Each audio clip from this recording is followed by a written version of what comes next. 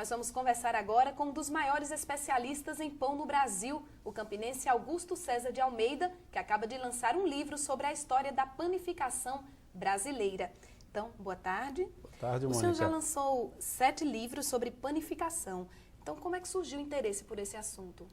Eu tive a oportunidade, Mônica, de fazer um curso com um dos maiores especialistas em panificação do mundo, o professor Raymond Calvel, um francês que tem feito trabalho em todo o mundo na área de panificação. E esse aprendizado me envolveu bastante.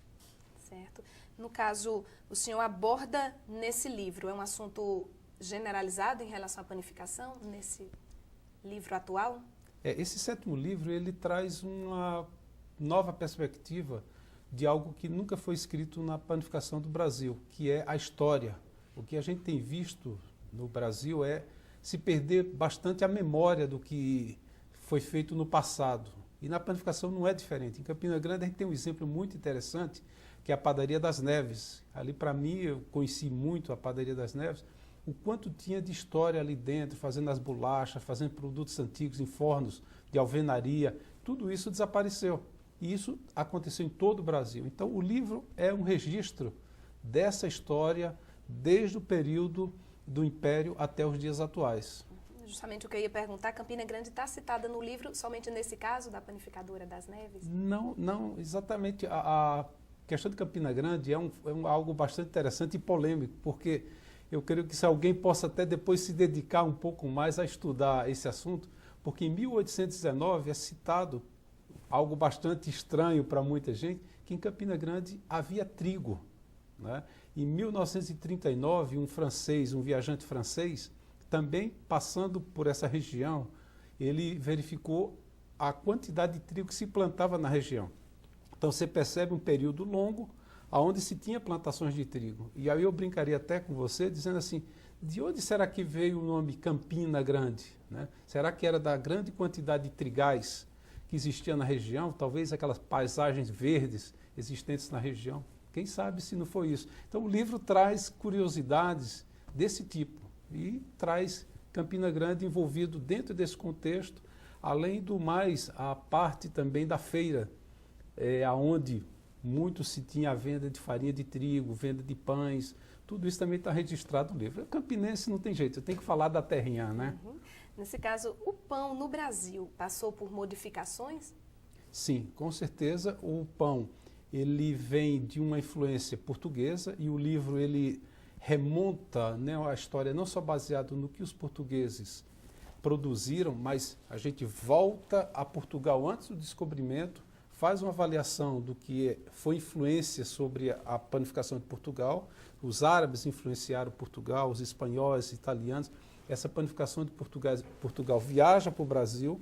Nós temos um registro aonde tem, já nas caravelas, registro do pão, né? O primeiro documento histórico, a Carta de Pero Vaz Caminha, falando sobre pão no Brasil, além do descobrimento. E a gente percebe que no decorrer do Império, colônia, a República, todas as transformações e influências que ocorreram políticas e sociais sobre a panificação, elas influenciaram na qualidade, no aspecto, na forma da padaria, na forma do pão, e foram mutações que foram ocorrendo. Inclusive, como eu sou engenheiro, né, e tenho essa especialização em panificação, a gente percebe também a mudança nos métodos de produção do pão. Então, justamente, o senhor como pesquisador, com a avaliação, por falar em qualidade, né, também com a avaliação do pão produzido no Brasil. A gente tem muito na panificação o foco no pão francês, né, no que se chama pão francês. E eu sou um crítico muito forte da qualidade do pão francês. Eu tenho dito em vários artigos que eu escrevo de que a qualidade do pão francês tem caído. Porque quando você pensa no pão francês, você tem que pensar em algo que é um pão crocante, com aquela abertura que a gente tecnicamente chama de pestana, tem que ter uma estrutura de miolo bem formada, ser úmido dentro do miolo. E o que a gente percebe no pão francês dos dias atuais são pães muito frágeis de estrutura, pães que murcham, pães muito elásticos. Então, há realmente uma perda de qualidade, Mônica, no nosso pão francês, que é o carro-chefe das padarias, né?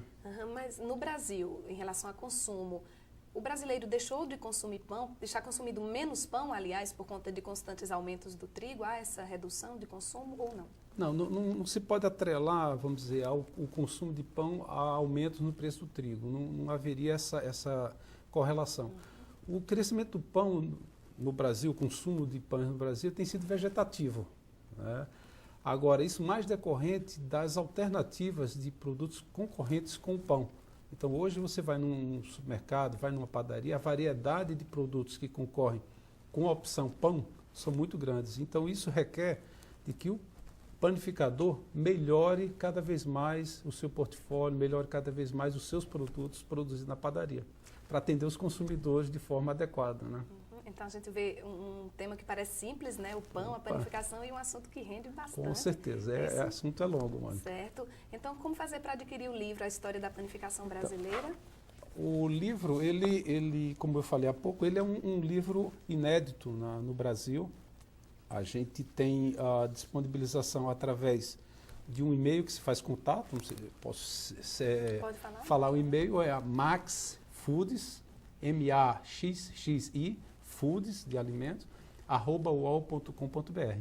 Fácil de adquirir o livro. E a gente, através desse e-mail, é feito o contato e posteriormente envia por correio e todos aqueles processos normais. Ok, muito obrigada pela sua participação aqui no Itaré.